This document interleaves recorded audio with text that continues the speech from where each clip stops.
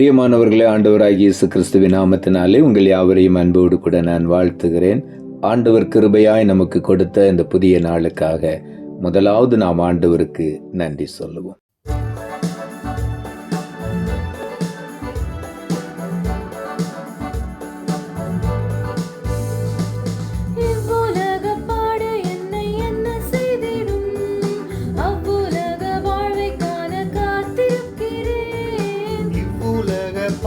என்னை என்ன செய்திடும், அவ்வுலக வாழ்வை காண காத்திருக்கிறேன். ஆனந்தம் கொள்ளுவேன், அவரை நான் பாடுவேன், உயிருள்ள நாள் வரையில். அல்லேலூயா. ஆனந்தம் கொள்ளுவேன், அவரை நான் பாடுவேன், உயிருள்ள நாள் வரையில். இந்த நாவில் புது பாட்டு இந்த இயேசு தருகிறார். இந்த நாவில் புது பாட்டு இந்த இயேசு தருகிறார்.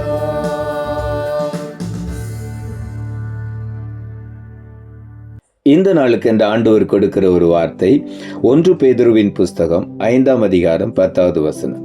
1 பேதுரு 5:10. தேவன் தாமே கொஞ்ச காலம் பாடு அனுபவிக்கிற உங்களை சீர்படுத்தி பலப்படுத்தி நிலை நிறுத்துவாராக. இந்த நாளில் ஆண்டுடைய வார்த்தை சொல்லுகிறது, கொஞ்ச காலம். உலகத்திலே நமக்கு வருகிற பாடுகள் கொஞ்ச காலம். அந்த கொஞ்ச காலத்திலே அந்த பாடுகள் நம்மை விட்டு விலகி போய்விடும். ஆண்டவர் சொல்லுகிறார், கொஞ்ச காலம் பாடு அனுபவிக்கிற உங்களை நான் சீர்படுத்துவேன், பலப்படுத்துவேன், நிலை நிறுத்துவேன் என்று சொல்லுகிறார். ஆகவே ஆண்டவர் தாமே நம்மை பாடுகளிலிருந்து விடுவித்து சீர்படுத்தி பலப்படுத்தி நிலைநிறுத்த போகிறார். ஆகவே உள்ளத்தின் ஆழத்திலிருந்து ஆண்டவருக்கு நன்றி சொல்லுவோம்.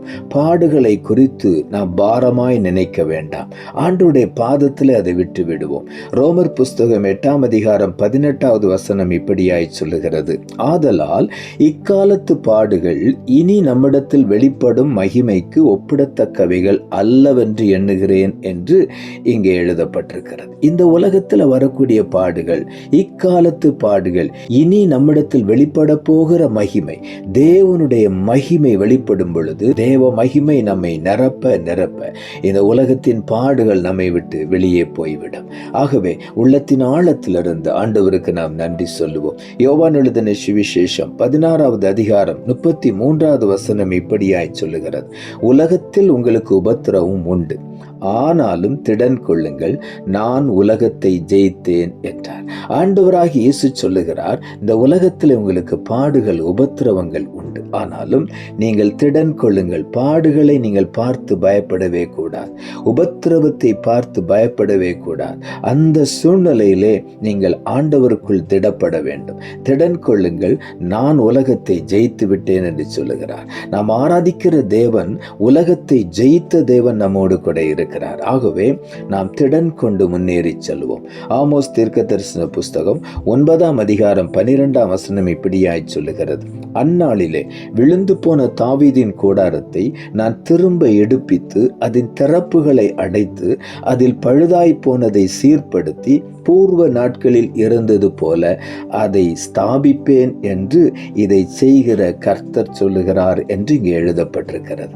அந்நாளிலே ஆண்டவராகிய இயேசு விழுந்து போன தாவீதின் கூடாரத்தை, எந்தெந்த பகுதிகளிலே நாம் விழுந்து கிடக்கிறோமோ ஆண்டவர் அப்படியே நம்மை விட்டு விடுகிற தேவன் அல்ல, திரும்ப எடுப்பித்து இந்த நாளிலே எந்தெந்த இடத்திலே நீங்கள் தடுமாறி விழுந்திருக்கிறீர்களோ எழுந்து உங்களை பிரகாசிக்க பண்ணுவார். அவர் திரும்ப எடுப்பித்து திறப்புகளை எல்லாம் அடைத்து பழுதாய் போன எல்லாவற்றையும் அவர் சீர்படுத்துவார். இன்றைக்கு ஆண்டவர் பழுதாய் போன எல்லாவற்றையும் சீர்படுத்தி பூர்வ நாட்களில் இருந்தது போலவே மறுபடியும் ஆண்டவர் அதை ஸ்தாபிப்பேன் என்று சொல்லுகிறார். ஆகவே நாம் ஒவ்வொருவரையும் ஆண்டவர் மறுபடியும் நிலைநிறுத்துவார், மறுபடியும் நம்மை ஸ்தாபிப்பார், நம்மை பலப்படுத்தி நிலைநிறுத்துவார். ஆகவே உள்ளத்தின் ஆழத்திலிருந்து ஆண்டவருக்கு நாம் நன்றி சொல்லுவோம். சங்கீதங்களின் புஸ்தகம் 77வது சங்கீதம் 14வது வசனம் இப்படியாய் சொல்லுகிறது, கர்த்தருக்கு காத்திரு, அவர் உன் இருதயத்தை ஸ்திரப்படுத்துவார். திட மனதாய் இருந்து கர்த்தருக்கே காத்திரு. யாரை ஆண்டவர் ஸ்திரப்படுத்த போகிறாராம்? ஆண்டவருக்கு காத்திருக்கிற ஒவ்வொருவரை. இன்றைக்கு பல பாடுகளை நாம் கடந்து வந்து கொண்டிருக்கலாம். இதெல்லாம் கொஞ்ச காலத்தில் நம்மை விட்டு அகன்று போகும். ஆனால் கர்த்தருக்காக நாம் பொறுமையோடு காத்திருக்கும் பொழுது, அவருடைய சமூகத்திலே காத்திருக்கும் பொழுது, ஆண்டவர் நம்மை மறுபடியும் பலப்படுத்துவார்.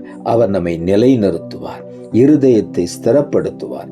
திட மனதாயிருந்து நாம் கர்த்தருக்கு மாத்திரம் காத்திருப்போம். ஒரு நாளும் வெட்கப்பட்டு போக மாட்டோம். நம்முடைய இருதயத்தை ஆண்டவர் ஸ்திரப்படுத்தி நம்மை திட மனதாய் நம்மை பலப்படுத்தி நம்மை வழி நடத்துவார். ஆகவே உள்ளத்தின் ஆழத்திலிருந்து ஆண்டவருக்கு நன்றி சொல்லுவோம். நாம் ஜெபிப்போம். அன்புள்ள ஆண்டவரே, கிருபையா நீர் கொடுத்த இந்த புதிய நாளுக்காய் மறுபடியும் எமக்கு நன்றி சொல்லுகிறோம். ஆண்டவர் கொடுத்த ஜீவனுள்ள வார்த்தைக்காக நன்றி. தேவன் தாமே கொஞ்ச காலம் பாடு அனுபவிக்கிற உங்களை சீர்படுத்தி பலப்படுத்தி நிலை நிறுத்துவாராக என்ற வார்த்தையை கொடுத்தீர். வசனத்தை கேட்டுக்கொண்டிருக்கிற ஒவ்வொருடைய வாழ்க்கையிலும் என்ன பாடுகள் வழியாக அவள் கடந்து வந்திருந்தாலும் இந்த பாடுகள் சீக்கிரம் அவர்களை விட்டு நீங்கி போகிறபடியினால் உமக்கு நன்றி. இன்றைக்கே அந்த பாடுகளை அவர்களை விட்டு அகற்றி அவர்களை சீர்படுத்தி பலப்படுத்தி நிலைநிறுத்த போகிறபடியினால் உமக்கு நன்றி.